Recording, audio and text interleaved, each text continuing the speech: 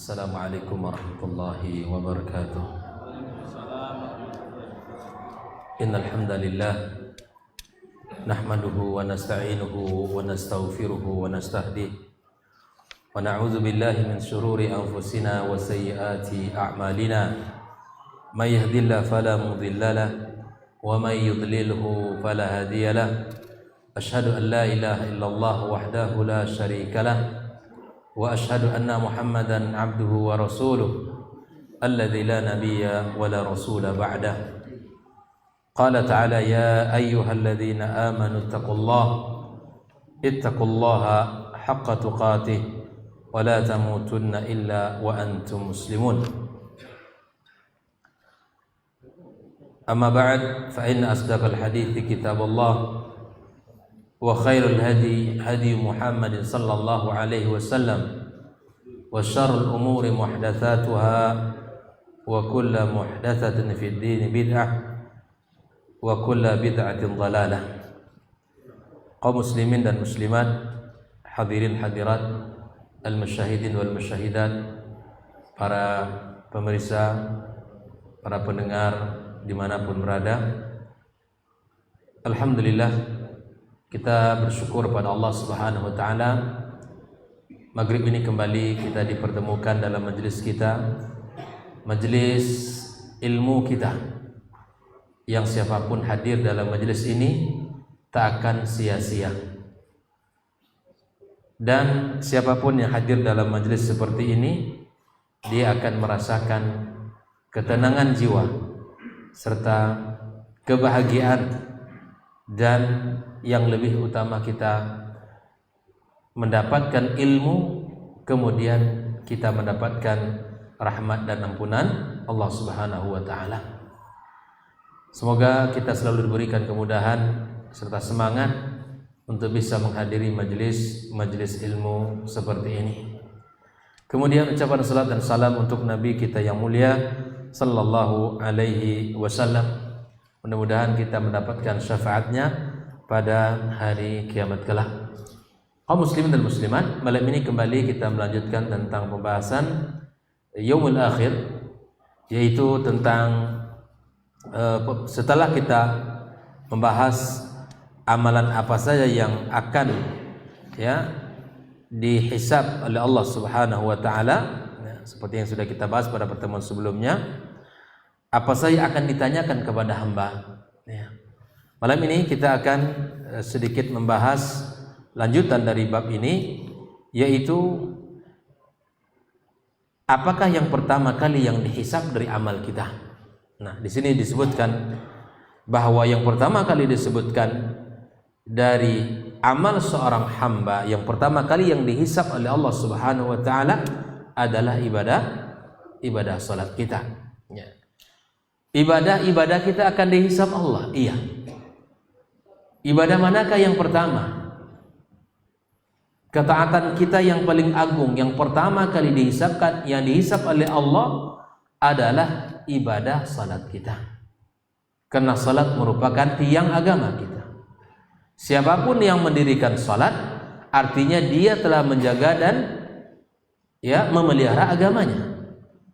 Dan sebaliknya, siapapun yang tidak melaksanakan salat, maka sungguh dia telah menghancurkan agamanya. Makanya kaum muslimin muslimat, Nabi sallallahu alaihi wasallam mengatakan bahwa batas pembeda antara kita dengan orang-orang kafir adalah ibadah salat kita. Maka bagaimana mungkin seseorang mengatakan dia muslim, dia beriman kepada Allah, tapi dia tidak salat?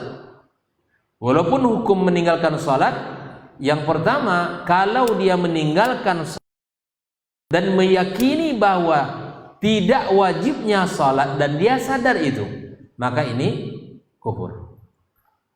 Tapi terkadang ada orang yang meninggalkan salat bukan karena meyakini bahwa salat itu tidak wajib. Dia faham salat itu wajib, dan dia faham kalau tidak salat berdosa. Tapi yang membuat dia tidak salat adalah malas. Maka di sini khilaf para ulama, apakah dia keluar atau tidak? maka dia melanggar aturan Allah dan kemudian dia berdosa. Nah, oleh ikhwafillah rahimakumullah, apa dalilnya bahwa amalan salat yang pertama dihisab?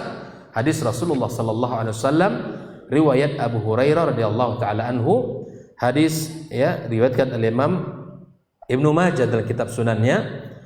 Nabi kita sallallahu alaihi wasallam, di mana Abu Hurairah mengatakan sami'tu Rasulullah sallallahu alaihi wasallam yaqulu inna awwala ma yuhasabu bil 'abdu yaumal qiyamati min amalihi salat. Sesungguhnya yang pertama yang akan dihisab Allah Subhanahu wa taala seorang hamba, amalan dia di hari kiamat adalah salatnya. Fa in saluhat faqad aflaha wa anjah. Kalau salatnya bagus, kalau salatnya sempurna, kalau salatnya terjaga di awal waktu berjamaah, maka sungguh dia telah beruntung dan selamat. Wa in fasadat faqad khaba wa khasir. Kalau ibadahnya tidak sempurna, salatnya tidak baik, ya, salat kemudian tinggal, ya bolong-bolong. Ibarat baju tidak sempurna, kurang bahan. Maka kemudian disinilah nanti kata Nabi SAW, maka sungguh di hari kiamat khaba, orang-orang yang merugi, orang-orang yang khaba, orang-orang yang merugi, wa khasir. Fa in intaqasa min faridatihi syai'a, kalau ibadah salatnya tidak sempurna, maka disinilah fungsi salat sunnah kita. Qala Rabbu tabaraka wa ta'ala, Rabb kita akan berkata, unzuru hal li 'abdi min tatawwu'in. Maka lihatlah ibadah salat sunat hambaku, kata Allah. Fungsi ibadah salat sunnah qabliyah dan ba'diyah kita akan menyempurnakan kekurangan salat wajib. Ya. Maka lihat ibadah salat sunat hambaku, kata Allah, fayukammil biha, dengan ibadah salat sunat itu akan Allah sempurnakan salat wajib kita. Fayukammilu biha man taqasa minal fariḍah thumma yakunu sa'iru amali ala dhalik. Begitulah seterusnya amalan dia. Bayangkan. Maka ikhwafillah rahimakumullah, ketika kita merasakan nikmatnya salat, itu artinya kita diberikan Allah nikmat yang paling agung. Ketika kita tidak merasakan bahwa salat itu sebuah tuntunan, kewajiban dan amalan yang mulia, dia biasa saja meninggalkan ibadah salat, maka sungguh dia telah kehilangan banyak kebaikan. Makanya subhanallah kata para ulama, jika ada orang yang bermudah-mudah meninggalkan salat, maka amalan lain pun akan lebih mudah dan ringan untuk ditinggalkan. Ukurannya mudah, mengukur orang. Kalau salatnya terjaga, kalau ibadah salatnya insya Allah terus ya dilakukan di awal waktu dan berjamaah di rumah Allah, maka yakinlah orang ini orang baik. Dari mana kita mengatakan? Nabi mengatakan dia itu orang beriman, kata Rasulullah, idza ra'aita ar-rajula ya'tadul masjida fashhad lahu bil iman. Kalau engkau lihat orang bolak-balik ke masjid, datang waktu salat pergi ke masjid, balik lagi bekerja aktivitas, datang waktu salat berikutnya ke masjid lagi, begitu terus kebiasaannya bolak-balik ke masjid, dari rumah ke masjid, dari masjid ke tempat kerja dan seterusnya.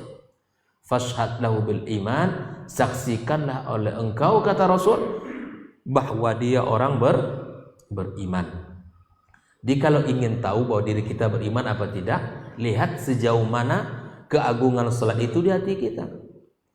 Kalau salat itu hal yang sepele, hal yang tidak ya bernilai dalam hidup ini, maka artinya iman kita lagi turun. Maka ikhwafillah rahimakumullah, perhatikan ibadah salat kita.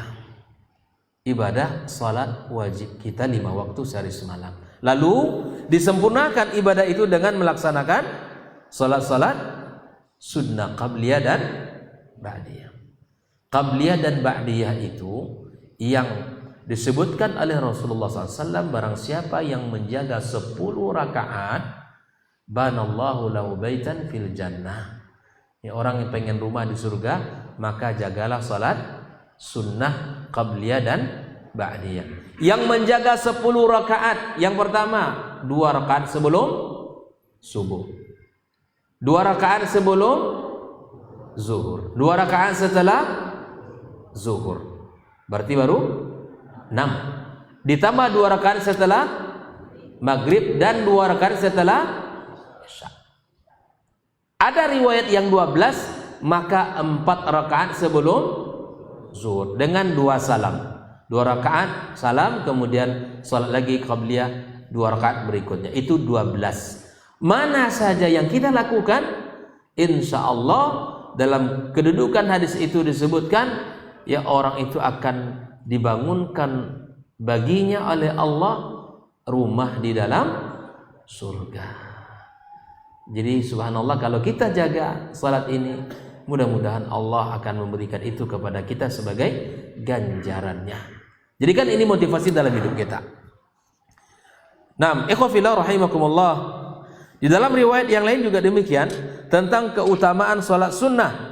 Ketika Allah Subhanahu wa taala telah menghisap seluruh manusia dengan seluruh ibadah-ibadahnya, maka kemudian Allah akan memerintahkan kepada malaikat, lihat ibadah salat sunnah dari hamba-hambaku. Kalau seandainya kurang sempurna ibadah salat wajib, maka disempurnakan dengan ibadah salat sunnah. Jadi mari kita ikhwafillah rahimakumullah, kita jaga ibadah salat sunnah kita, dan kita jaga ibadah-ibadah yang sangat agung di sisi Allah Subhanahu wa taala. Nah, ikhwafillah, berkaitan dengan hisab, ya. Hisab itu ada beberapa jenis, ya. Yang pertama, hisab yang sulit, hisab yang berat, hisab yang sangat menakutkan. Dan ini hisab yang menakutkan itu adalah teruntuk kepada al-kafirun, orang-orang kafir, al-mujrimun, dan orang-orang pendosa. Jadi mereka orang-orang yang tidak beriman, ikhwafillah, orang-orang yang melakukan dosa, yang hidupnya bergelimang dengan dosa, maka orang-orang yang mensyirikkan Allah Azza wa Jalla, maka kemudian hisab mereka sangat berat, asiran, sangat berat sekali di hadapan Allah Subhanahu wa taala. Ya. Dan yang kedua, hisab yang ringan dan tidak lama. Itulah hisabnya orang beriman. Hisabnya tidak lama, hisabnya tidak terlalu panjang, karena kemudian ya karena keimanan yang ada itu membuat dia lebih mudah nanti hisab itu di hadapan Allah Subhanahu wa taala. Nah, kini kita mana kita inginkan? Hisabnya lama atau hisabnya ya pendek? Hisabnya panjang atau pendek? Lama atau sebentar? Berat atau ringan? Pilihlah jalan itu. Tentunya orang beriman memilih jalan yang ringan, yang tidak lama, ya, kemudian hisabnya tidak terlalu panjang. Nabi SAW telah menyebutkan tentang bab ini, ya, telah menyebutkan tentang masalah hisab ini, di mana hisab itu kata Nabi SAW ada 2. Ada hisab yang berat, itu disebut dengan hisab atau yunaqis, munaqasah. Dan ada hanya hisab yang sifatnya al-ard, hanya memperlihatkan. Innama dzalikal ard wa laysa ahadun yunaqisul hisab yaumal qiyamah illa halaq. Kalau hisabnya hanya diperlihatkan oleh Allah di hari kiamat, ini amalan kamu ketika di dunia, pada hari itu, pada jam itu, ya, di tempat itu kamu melakukan ini, diperlihatkan begitu saja oleh Allah Azza wa Jalla. Dan hamba mengakui, ya betul saya mengerjakan di saat itu. Sampai ada sebuah hadis yang menceritakan di mana seorang hamba ketika Allah memperlihatkan amalan itu, setiap detik dari kehidupan dia disebutkan satu persatu, sehingga dia mengira bahwa dia sudah binasa, karena tidak ada dalam catatan kebaikan itu melainkan dosa. Dan ketika Allah memperlihatkan, sang hamba mengakui, betul ya Rabb, betul ya Rabb, betul ya Rabb, sehingga dia mengira akan binasa, tidak ada lagi celah untuk mendapatkan ampunan Allah Azza wa Jalla. Lalu Allah katakan, ya ibadi, wahai hambaku, kata Allah, laqad satartuha alaika fid dunya. Dosa-dosa tadi itu telah aku tutupi dosamu ketika di dunia. Telah aku tutupi dosa-dosa itu. Maka hari ini saksikanlah kata Allah, aku akan ampunkan dosa-dosa itu untukmu. Bayangkan kasih sayang Allah Subhanahu wa taala. Ya, seorang hamba yang berdosa di hadapan Allah, makanya kita minta rahmatnya, minta ampunannya. Tapi jangan dikira ya, mudah-mudahan nanti saya mendapatkan itu, lalu saya berbuat dosa saja. Enggak begitu. Ada di antara orang-orang nanti di hari kiamat kala akan seperti itu, yang barangkali kalau kita meyakini tidak termasuk kita orang yang diampunkan seperti itu. Maka motivasi kita, walaupun ada hadis yang menunjukkan ada di antara hamba-hamba yang melakukan dosa, lalu Allah panggil, Allah tunjukkan satu persatu, lalu Allah ampunkan dosa dia di hari itu. Jangan pula kita bermudah-mudah dengan dosa. Ada ternyata ya hamba yang Allah ampunkan di hari itu dengan kasih sayang Allah, dengan luasnya rahmat Allah, ada yang Allah ampunkan. Makanya orang yang berdosa itu tahta masyiatillah. Apa artinya itu? Kita tidak bisa Pak mengukur orang ini masuk neraka nih. Tidak ada cerita itu. Ini masuk neraka ini kekal dalam neraka. Siapa bilang? Maka ahlus sunnah wal jamaah, orang yang berdosa itu kita hukumi bagaimana? Tahta masyiatillah, atas kehendak Allah sudah. Kalau Allah ingin mengazab, Allah azab. Makanya dalam ayat innallaha la yaghfiru ayyushraka bihi wa yaghfiru ma duna dzalika liman yasha. Sesungguhnya Allah tidak mengampuni dosa syirik, tetapi Allah mengampuni dosa selain dosa syirik liman yasha. Apa artinya liman yasha? Bagi siapa yang Allah kehendaki. Jadi masih ada syaratnya di situ.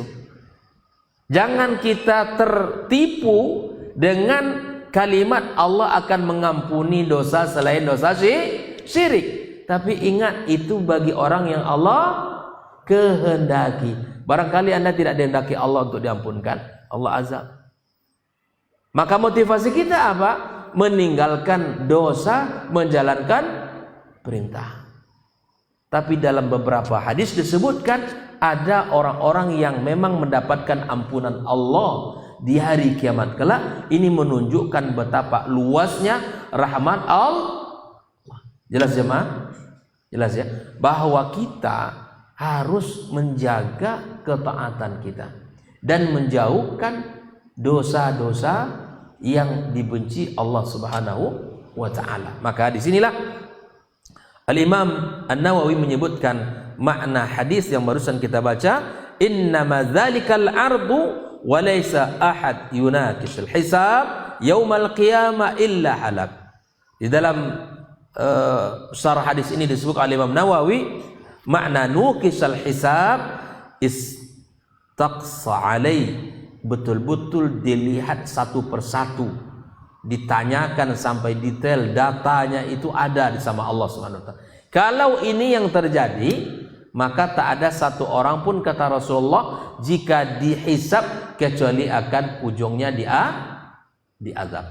Karena tidak ada orang yang selamat.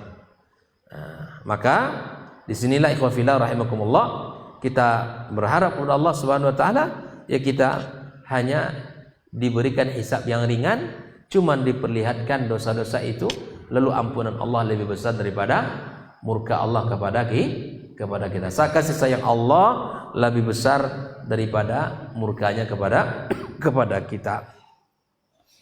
Nah, ikhwan fillah rahimakumullah. Lalu setelah ini pembahasan yang kita bahas, yaitu pembahasan berikutnya ita'ul ibad kutubahum. Lalu setelah kita dihisab oleh Allah, lalu kemudian proses berikutnya, yaitu di mana Allah Subhanahu wa taala akan memberikan catatan-catatan daripada kitab amal-amal kita.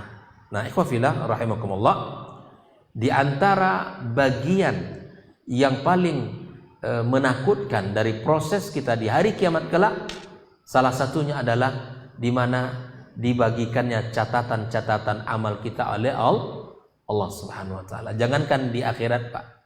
Di dunia saja, ketika misalnya dululah ketika kita sekolah, menjelang kita menerima rapor, atau di hari kita menerima rapor, atau di saat misalnya ketika kuliah dulu, hari-hari di saat diumumkannya nilai oleh para dosen, dilihat, di-erase masing-masing, itu ada rasa deg-degan, ada rasa cemas, ada rasa kekhawatiran kalau seandainya nilai saya tidak bagus, kalau seandainya ada yang ada yang mesti kita ulang, atau ada yang ditasfiyah, atau misalnya ada materi kita yang harus kita lulus tapi rendah, dan kita rasanya kurang puas. Jangankan di akhirat, di dunia saja kita sudah merasakan kekhawatiran itu, apalagi nanti di saat catatan rapor amal kita akan diserahkan Allah kepada kita. Ya. Jelas ya? Apalagi misalnya di dalam pemeriksaan akan diberikan laporan hasil pemeriksaan, tentu hasilnya deg-degan kita. Apakah kita lulus atau kita mendapatkan catatan yang banyak atau tidak? Maka itu ikhwafillah rahimahumullah, di antara proses hari kiamat itu nanti, setelah kita dibangkitkan Allah Azza wa Jalla, kemudian diberikan dihisab dan diberikan catatan amal kita. Di sini disebutkan wa fi khitami hadzal mashhadul hisab, di antara proses terakhir daripada hisab seorang hamba, bahwa akan diberikan rapor catatan amal masing-masing. Ala sijillin kamilil a'mal. Seluruh catatan yang sempurna sejak awal dia akil balik sampai dia meninggal dunia. Allati amilah fil hayati dunya, yang telah ia kerjakan ketika di dunia. Wa takhtalifu at-tariqatu allati yu'ta biha al-ibad kutubahum. Dan ternyata ikhwafillah, berbeda orang-orang itu cara menerima buku rapornya. Ada orang yang Masya Allah disebutkan oleh Allah Azza wa Jalla, fa'amal mu'min fa'innahu yu'ta kitabahu biyamini min amami. Adapun orang-orang beriman, buku rapor catatan amalnya itu akan diberikan dari depannya. Fayuhasabu hisaban yasira. Orang beriman ini akan dihisab dengan hisab yang ringan. Wa yanqalibu ila ahlihi fil jannati masrura. Dan dia kembali bertemu dengan keluarga-keluarganya di dalam surga nanti dalam keadaan riang gembira. Allah katakan, fa amma man utiya kitabahu biyamini. Adapun orang-orang yang diberikan kitab itu di tangan kanannya, Masya Allah, tabarakallah, semoga kita termasuk orang-orang yang diberikan kitab dari arah depan dan sisi kanan kita. Fasaufa yuhasabu hisaban yasira. Fasaufa itu artinya pasti akan dihisab dengan hisab yang Kalau sudah diberikan catatan itu dari arah depan atau dari arah kanan, maka kemudian proses berikutnya akan lebih ringan. Itu saja tandanya. Tapi ikhwafillah, wa yanqalibu ila ahlihi masrur, dan kemudian dia akan kembali bertemu dengan keluarganya dengan riang gembira.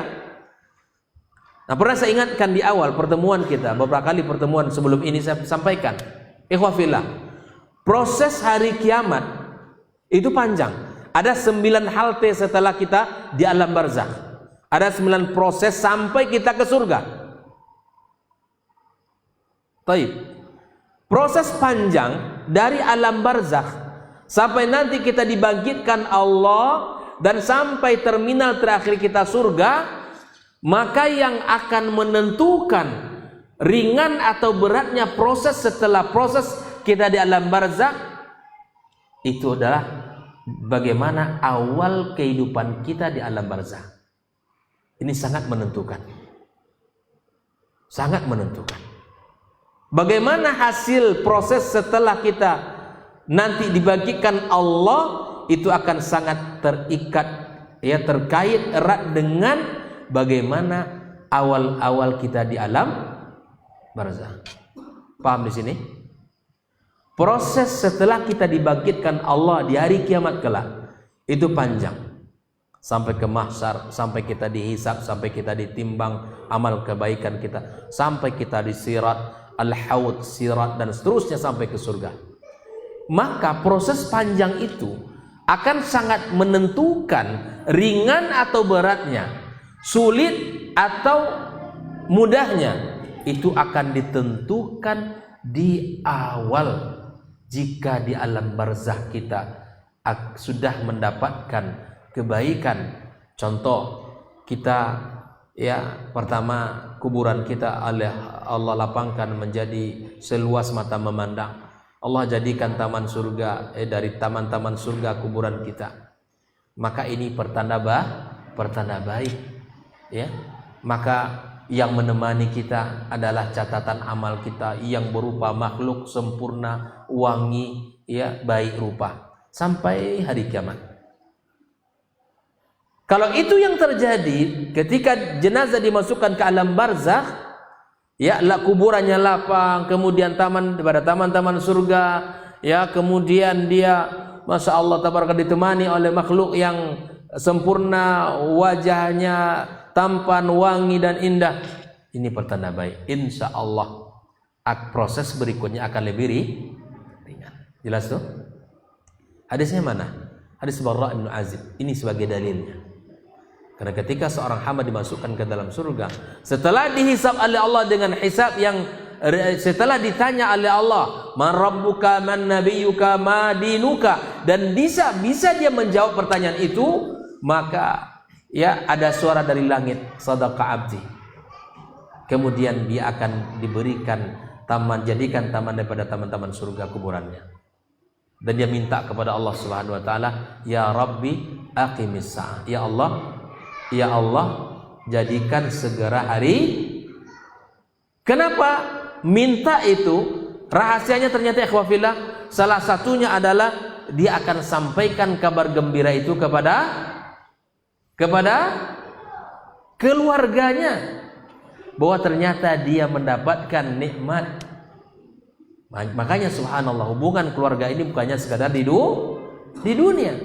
Kebaikan yang ia dapatkan di alam barzakh, pengen itu disampaikan kepada keluarganya, dan dia minta kepada Allah agar Allah segerakan hari kiamat. Tapi sebaliknya, jika ada orang yang ketika ditanya 3 hal tadi tidak bisa menjawabnya, maka kuburannya sempit, bahkan mematahkan tulang belulangnya. Kuburannya dijadikan lubang dari lubang-lubang neraka Allah. Waliyadzubillah. Ini pertanda buruk. Akan ditemani oleh makhluk yang bau, yang tidak sempurna, ya, dan sangat menakutkan. Ternyata itu amalnya ketika di dunia. Maka proses setelah itu nanti akan lebih sulit. Jelas fillah, untuk kehidupan akhirat ditentukan bagaimana awal permulaan kita di alam barzakh. Untuk di dunia, apakah dia husnul khatimah atau tidak, maka ditentukan oleh akhir dari bagaimana kita menutup kehidupan kita di dunia. Insya Allah husnul khatimah, kita lihat ujung daripada kehidupannya. Makanya orang beriman itu, tatkala dia menjalankan kehidupan itu kan bervariasi. Ada orang mengenal hidayah itu kan di ujung-ujung kehidupan, ya kan? Ya, kalau dulu jangan ditanya, sholat pun tidak, puasa pun tidak, gitu. Kebaikan itu jarang dilakukan, bahkan maksiat banyak dikerjakan. Biasa.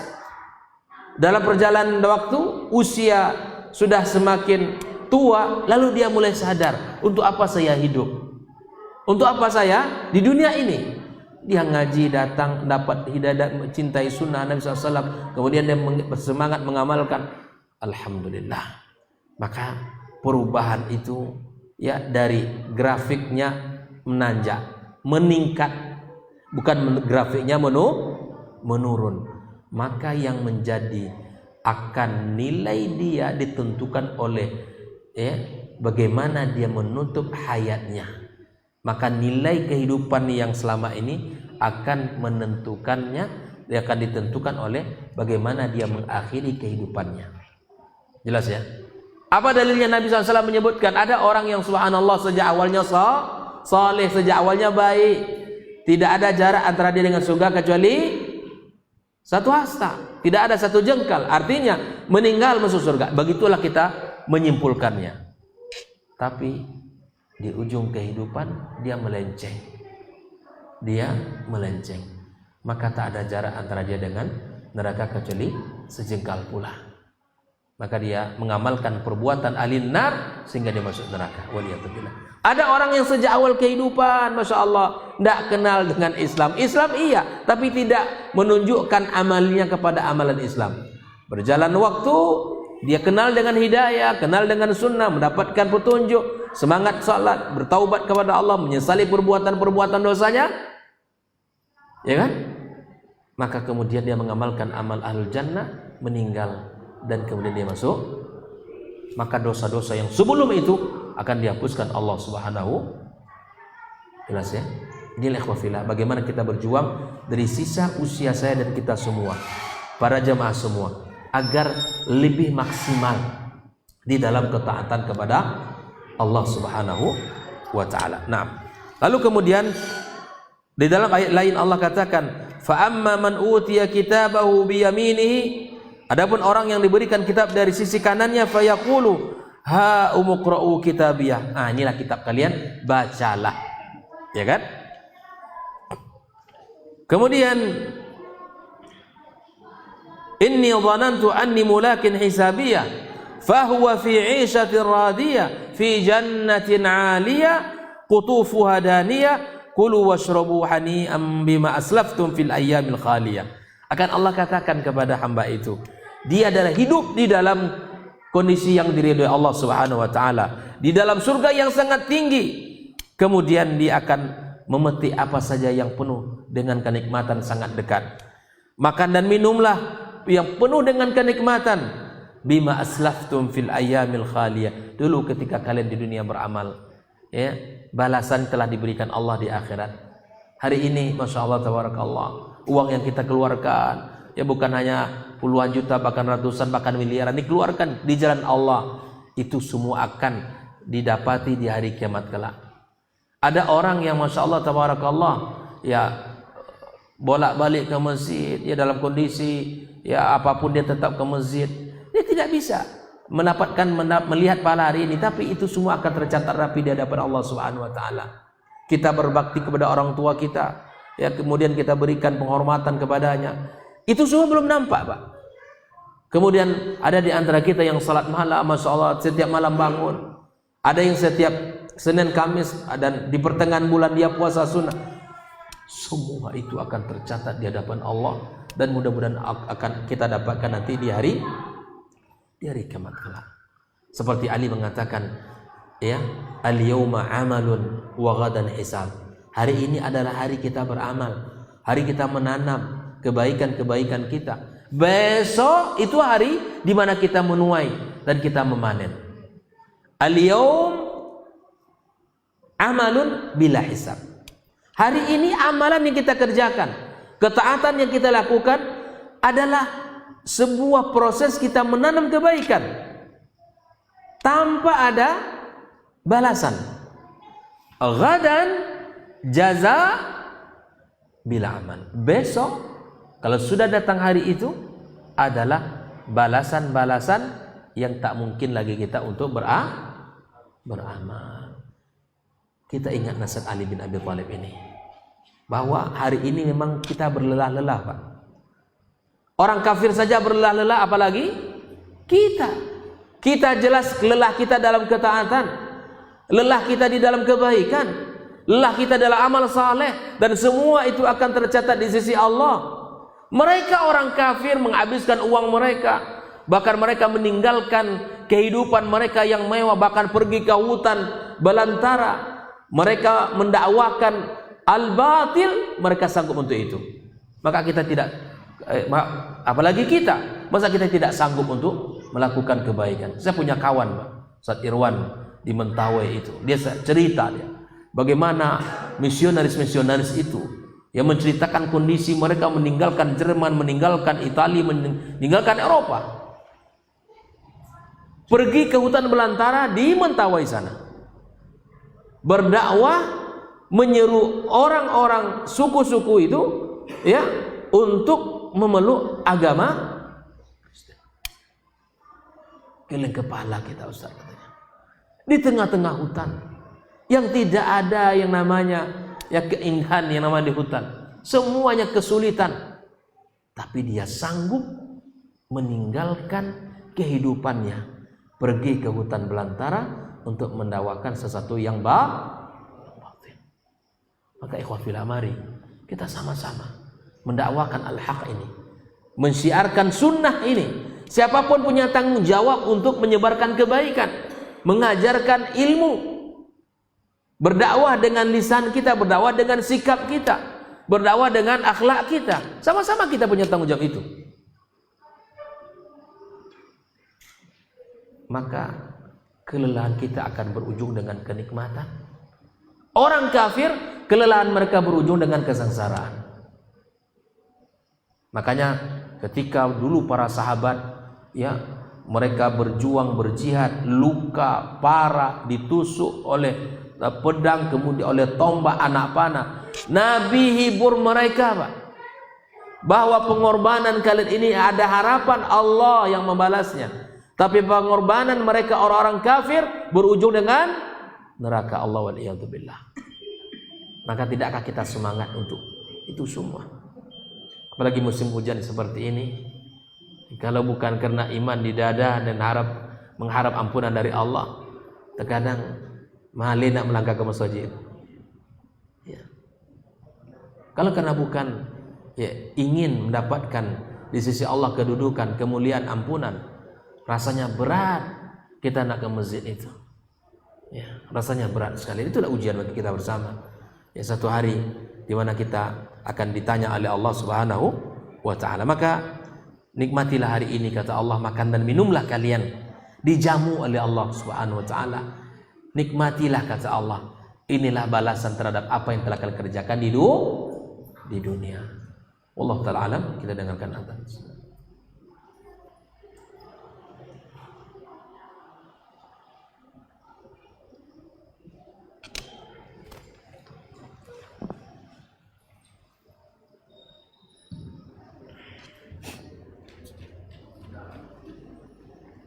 Allahu Akbar, Allahu Akbar. Allahu Akbar. Allahu Akbar, Allahu Akbar. Asyhadu an la ilaha illallah.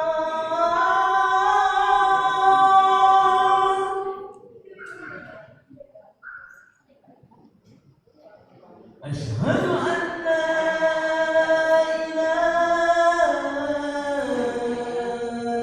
illallah.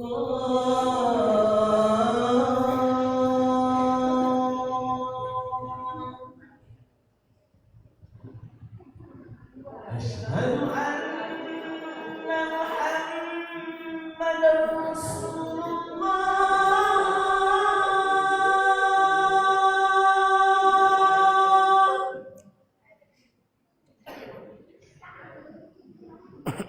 Asyhadu anna Muhammadar Rasulullah.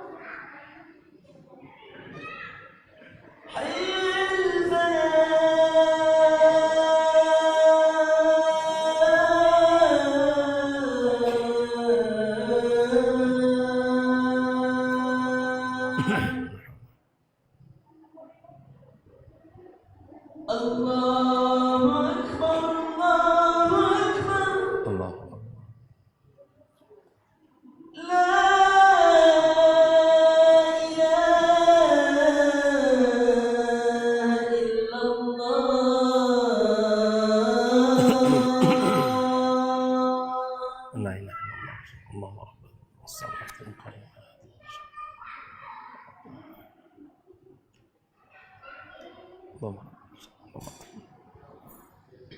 Bismillahirrahmanirrahim. Kita lanjutkan. Adapun orang-orang beriman diberikan kitabnya dengan tangan kanan dan akan dihisab oleh Allah Subhanahu wa taala dengan hisab yang ringan. Adapun orang-orang kafir, wa amal kafir wal munafiq wa ahlul dhalal fayatihim fa innahum ya'tuna kutubahum bishimalihim wa min wara'i zuhurihim. Adapun orang-orang munafik, orang-orang kafir, ya, orang-orang yang melakukan kesesatan-kesesatan, maka mereka ini adalah orang-orang yang akan diberikan Allah kitab mereka dari arah belakang dan diberikan kepada tangan kiri mereka. Wa inda dzalika yad'ul kafiru bil waili was subur. Di saat itu ikhwafillah, orang-orang kafir baru tersadar. Mereka baru ingat dan baru tahu kalau itu adalah hari yang sangat buruk bagi mereka. Dia langsung paham kalau hari itu adalah hari yang sangat celaka baginya, dan dia tahu bahwa hari itu sangat merugi bagi dia. Allah mengabadikan perkataan mereka. Wa amma man utiya kitabahu bisimalihi. Adapun orang-orang yang Allah berikan kitab dari sisi kirinya, fayaqulu, dan dia akan berkata, ikhwafillah, ya laitani lam uta kitabiyah. Harapannya apa? Andaikan kitab itu tidak diberikan kepadanya. Bayangkan, kalau orang menyesal menerima catatannya, berarti catatan yang diterima itu buruk. Fayaqulu ya laitani lam uta kitabiyah. Dia berharap kalau catatan itu tidak diberikan kepadanya, karena dia melihat di situ catatannya penuh dengan keburukan-keburukan. Walam adri ma hisabiyah, pun saya pun tidak tahu bagaimana hisab saya nanti. Ini adalah kalimat putus asa, orang yang kehilangan harapan. Tapi ketika orang diberikan catatan, diarahkan dari sisi kanan di arah depan, maka dia akan riang gembira. Dia akan kembali keluarga dengan bahagia. Ya laita kanatil qadiyah. Ya. Dia berharap Allah selesaikan saja urusannya. Ma aghna anni maliyah. Ternyata harta saya tidak memberikan manfaat kepada saya. Ternyata kecukupan saya yang selama ini tidak memberikan manfaat positif kepada saya. Harta yang selama ini ia kejar, dia cari, tidak mendatangkan kebaikan padanya. Halaka anni sultaniyah. Segala kekuasaannya sudah hilang. Sudah hilang, sudah binasa, sudah hancur. Maka Allah katakan, khudhu faghullu, ambillah dia dan kemudian belenggulah, tsummal jahima sallu, kemudian campakkan dia ke dalam neraka. La ilaha illallah wal iyadu billah. Jadi hari itu ikhwafillah, orang-orang kafir, dia merasa hari itu tidak lagi berguna baginya. Ya, penyesalan hari itu, semua apa yang dilewati di dunia itu semua adalah yang tinggal adalah penyesalan, kenangan pahit yang tak mungkin diinginkan.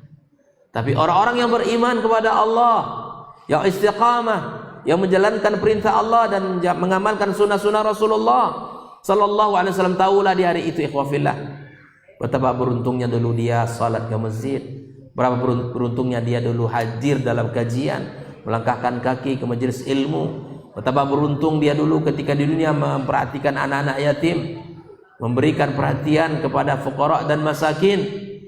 Ya. Dan itu dilakukan olehnya. Berbahagia dia di hari itu. Silakan. Wa indama yu'tal ibad kutubahum yuqalu lahum, ketika hamba diberikan kitab itu dikatakan kepadanya, hadza kitabuna yantiqu alaikum bil haqq. Ini catatan kami yang menceritakan kamu dengan kebenaran. Artinya tidak ada yang salah tulis, Pak. Ya kan? Kalau soleh amalnya insya Allah tertulis Kalau jangankan amal soleh dilakukan, niat saja sudah tertulis satu kebaikan. Belum dilakukan. Kalau dia melakukan keburukan, baru tertulis keburukan. Kalau dia telah lakukannya. Kalau sekedar niat belum, begitulah rahmat Allah kepada kita. Makanya Allah katakan, hadza kitabuna yantiqu alaikum bil haq. Catatannya benar. Yang digambarkan di dalam itu adalah hak. Tidak ada kamu terzalimi sedikit pun. Tidak ada kamu terzalimi walau hanya sebesar zarah. Inna kunna nasansikhu ma kuntum ta'malun, kata Allah, sungguh kami telah menulisnya segala apa yang telah kalian kerjakan ketika di dunia. Alhamdulillah. Maka terhadap kesendirian kita, terhadap kondisi kita tidak ada orang, itu kondisi di mana kita diuji keimanan kita Allah Subhanahu wa taala. Ya. Hadis yang sangat banyak yang menceritakan di mana nanti ada orang-orang yang amalannya, kata Nabi SAW, amsalu jibali tihamah. Amalan solehnya seperti gunung Tihamah, gunung besar di kota Yaman. Amalannya itu besar, banyak. Tapi kemudian Allah katakan, Allah jadikan dia seperti debu yang berterbangan. Maka Masya Allah, para sahabat ingin mencari, sifhum lana ya Rasulullah, siapa mereka itu? Orang yang beramal banyak tapi kemudian amalnya tidak dipandang Allah ternyata. Waliyadzubillah. Kita berlindung kepada Allah agar kita tidak termasuk di dalamnya. Sifhum lana ya Rasulullah, sebutkan kepada kami, siapa mereka itu? Bagaimana ciri-ciri mereka? Jangan-jangan sifat mereka itu kami lakukan dan kami tidak tahu. Nabi mengatakan, hum min jildatikum. Mereka itu dari golongan kalian. Dari golongan kalian. Ya. Maka Nabi Shallallahu Alaihi Wasallam menyebutkan ciri-cirinya. Kalau ditanya sholat, jangan sholatnya itu kalau dibandingkan dengan sholat kita, kata Nabi SAW, ya kita mengecilkan ibadah kita. Jangan ditanya ibadah puasanya, Masya Allah, tabarakallah. Tetapi mereka ini, kata Nabi SAW, iza khalau bimaharimillah intahaku biha. Kalau mereka sudah berhadapan dengan maksiat, tidak ada orang satupun yang bisa melihatnya, maka dia melanggar aturan Allah. Jelas, orangnya rajin ibadah, taat kepada Allah. Tapi kalau sudah berhadapan dengan maksiat, dia dengan maksiat, tidak ada orang lain nih bang. Nggak ada yang bisa melihat, yang nggak ada yang bisa menegur, nggak ada yang bisa memberikan. Ya, rasa malu itu nggak ada lagi. Di kamar dia sendirian, atau di rumah dia sendirian, atau di hotel dia sendirian, atau di mana saja dia, tidak ada orang yang bisa melihat, yang bisa mengingatkan dia. Kalau dia berada dalam keadaan sendiri itu dan berhadapan dengan maksiat, langsung tanpa ada rasa takut kepada Allah, dia langgar. Inilah orang yang akan, ya, Allah jadikan amal yang besar tadi tidak akan dipandang Allah dan dijadikan seperti debu yang terbang. Merugi apa enggak? Sekali. Maka mari kita diuji di zaman yang penuh dengan kemajuan teknologi. Ya. Mata kita jaga. Apalagi kita dihadapkan dengan handphone. Di saat semua orang tidak ada yang tahu dengan apa yang kita lakukan, apa yang kita lihat, apa yang kita saksikan. Tapi Allah Maha melihat apa yang kita kerjakan. Malaikat-malaikat akan mencatatnya dengan rapi.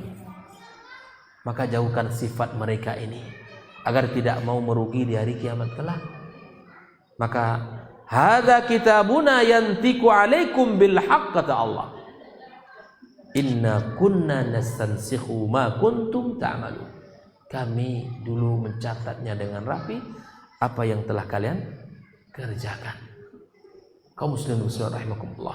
Lalu kemudian Imam Al-Qurtubi menjelaskan tentang kondisi di hari itu. Dia mengatakan begini: apabila seorang hamba dibangkitkan dari alam kubur, digiring dia menuju padang mahsyar, maka semua akan bangkit dari kuburannya dalam keadaan tidak beralas kaki, tidak berpakaian, dan dia dalam keadaan dikhitan.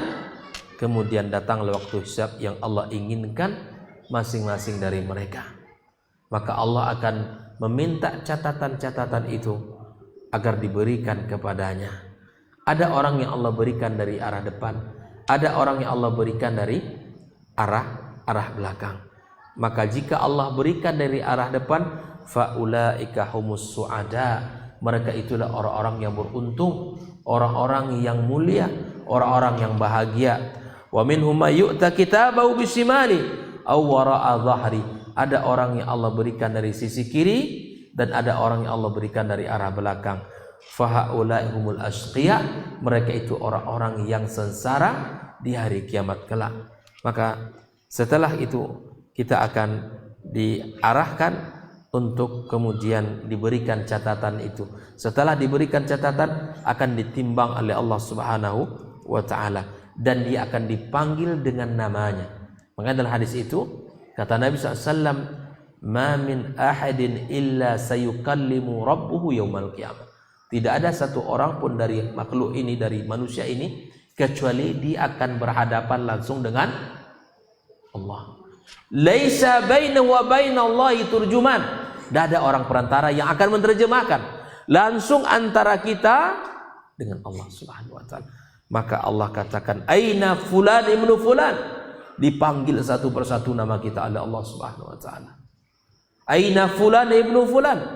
Langsung menghadap kepada Allah Azza wa Jalla. Halumma ilal ardi ala Allah taala. Mari ke sini. Diperlihatkan catatan kamu, diperlihatkan. Ya kan? Lalu ya kemudian semua itu akan dipanggil dan akan menghadap kepada Allah Subhanahu wa taala. Maka disitulah nanti hati kita akan terasa hancur di saat melihat catatan itu.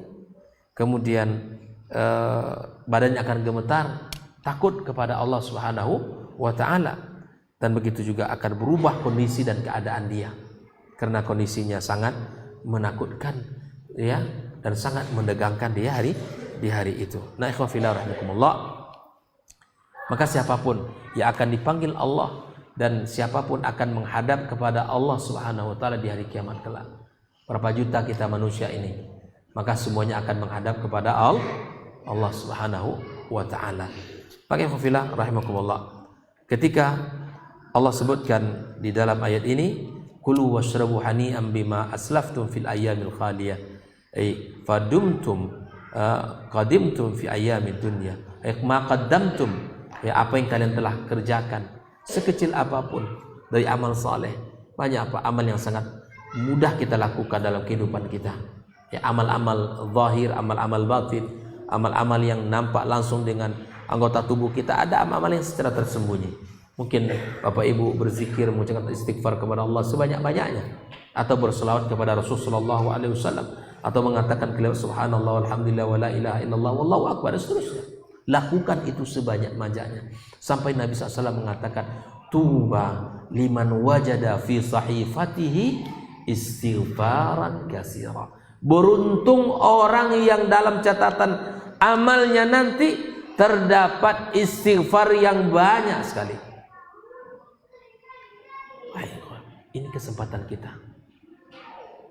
Apalagi kita sekarang berada di bulan Rajab. Bulan Rajab termasuk bulan haram. Maka motivasi kita di bulan ini apa? Apa yang Allah pesankan kepada kita. Fala tazlimu fihinna anfusakum. Jangan kalian menzalimi diri kalian di bulan ini. Walaupun di 12 bulan kita tidak boleh menzalimi diri kita dengan melakukan dosa dan melanggar aturan Allah, tetapi di bulan-bulan haram lebih ditekankan untuk tidak melakukan dosa. Maka inspirasi kita untuk bulan Rajab, di mana pesan Allah, karena Rajab termasuk bulan haram, kita hindari berbagai macam bentuk dosa dan kita tinggalkan kemaksiatan.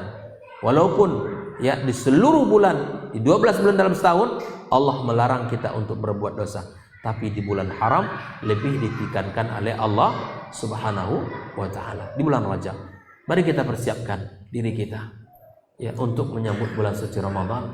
Bulan Rajab sering diungkapkan oleh para ulama ibarat orang yang sedang menanam. Bulan Sya'ban ibarat orang yang akan menyirami tanamannya. Nah, di bulan Ramadan ibarat kita bulan panen. Panen dengan apa? Dengan pahala-pahala yang besar di sisi Allah Subhanahu wa taala. Panen dengan amal soleh. Tapi siapapun ikhwafillah yang tidak memulai persiapan di 2 bulan ini, di bulan Rajab dan Sya'ban ini, maka yakinlah Ramadan itu tidak akan terasa energinya, tidak akan nikmat beribadah pada bulan itu.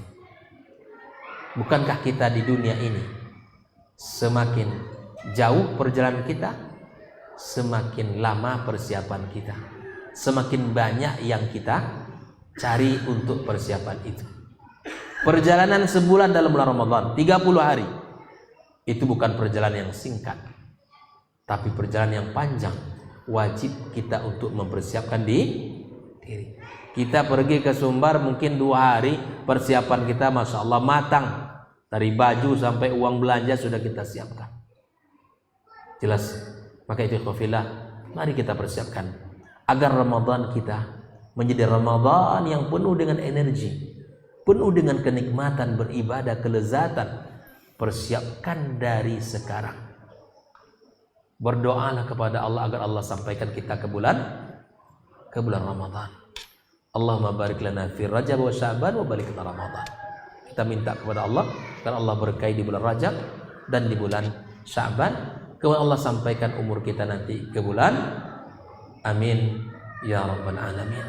Semoga kita sehat walafiat, panjang umur kita, dan Allah berikan taufik bagi kita dalam menjalankan ibadah di bulan suci Ramadan. Wallahu taala alam. Insyaallah kita lanjutkan pembahasan nanti pada pembahasan bagaimana Allah ya mengadili orang-orang yang selalu berbuat zalim ketika di dunia. Insyaallah akan kita bahas pada pertemuan berikutnya. Semoga Allah mudahkan kita dan Allah sehatkan badan kita. Wassallallahu ala nabiyyina Muhammadin wa ala alihi washabbihi ajma'in. Wa subhanakallahumma bihamdika asyhadu an la ilaha illa anta astaghfiruka wa atubu ilaik. Wassalamualaikum warahmatullahi wabarakatuh. Baba TV Sunnah, belajar agama baru alim.